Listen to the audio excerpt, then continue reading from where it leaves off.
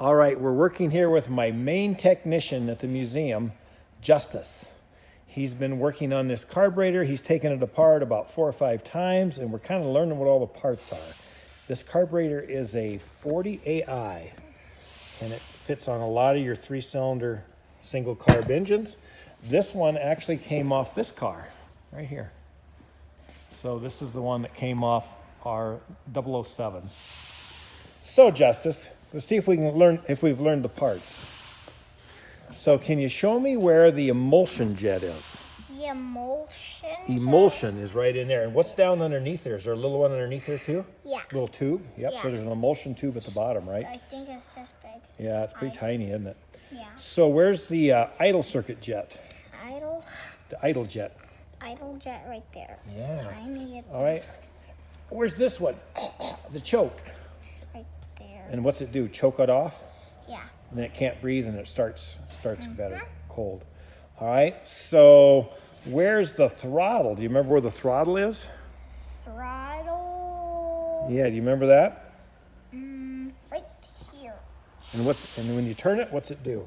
Opens it up. Opens it up and lets air through, right? And there should be a main jet on there somewhere. Where's the main jet? The main jet is right there. And does that have a little jet inside of it too? Yep. Yep. So that's actually the main jet carrier. And then inside the main jet carrier is the main jet. So when we put a gasket on, would this be the right way to put, we take a look at all those holes, is that the right way to put the gasket No. on? So the rule with gaskets is gaskets should never cover holes.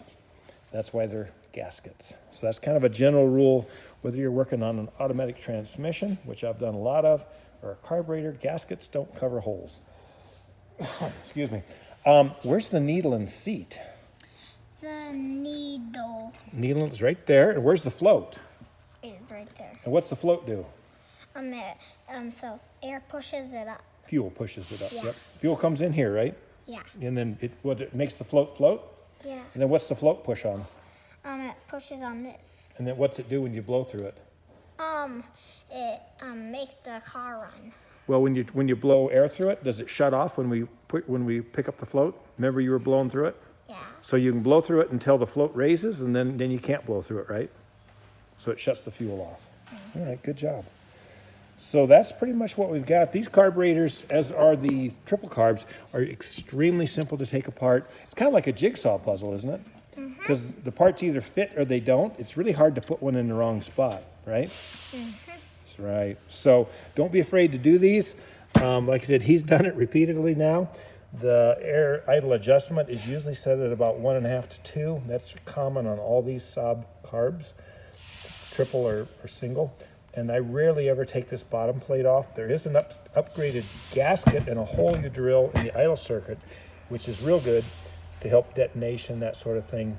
And that's available from XP Extreme Power in Sweden. That's a nice little update you can do there. We do have, I think that's, I don't know what that is. That's the cold start or what. But anyway, this is kind of the carburetor all together. I normally don't take this plate off. There's really nothing in there. And like I said, unless I'm going to upgrade this with a new gasket and drill the extra hole in the body above the on the throttle plate, and I really don't mess with that. I leave the Venturi in. That's the Venturi lock. That little guy right there. This bolt here, we didn't even bother to take that out. Anyway, that's it. It's pretty darn simple. These are very basic carburetors. Anyone can do them themselves, right? Because you've done this, right? So go ahead and put the gasket on. The gasket. How does that go? What do you think? Did you get it right? Wow, he got it right. All right. Now let's go ahead and put this on. Look at that stuff, huh? And why don't you see if you can put a couple screws in. Here you go. So go ahead and you have to move it around a little bit. There we go. Get it to kind of fall in there. Go ahead and start a couple more. Start as many as you can. All right, so you want to say hi to everybody? Hi. How hard was it to rebuild a carburetor? Not really hard. And how old are you? 7. What grade are you in? First grade. First grade. So, Justice, we appreciate your help.